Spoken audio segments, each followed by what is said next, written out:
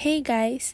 So today I'll show you 2 simple ways to transfer money from Skrill to PayPal. This guide works on both mobile and other devices.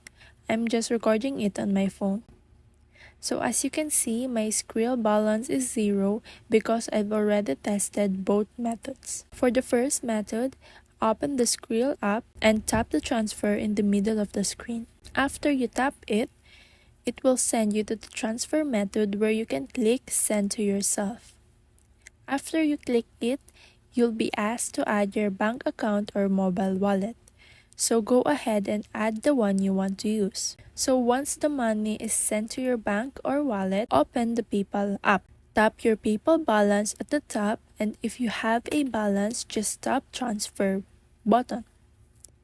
And after you tap the transfer, you will also add the same bank account you use with Skrill. So once it's connected, the money will go through. And that's it.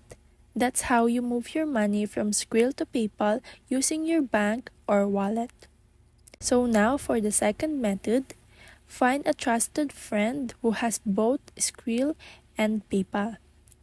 As if you can send them money on Skrill and have them send you the money back on PayPal in return. This method is great if you don't have a bank account linked to your Skrill. I used this method myself. I sent my friends the money on Skrill and they sent it back on PayPal. Super easy. Just make sure you trust the person you're dealing with. And that's it. 2 simple ways to move money from Skrill to PayPal. Thanks for watching!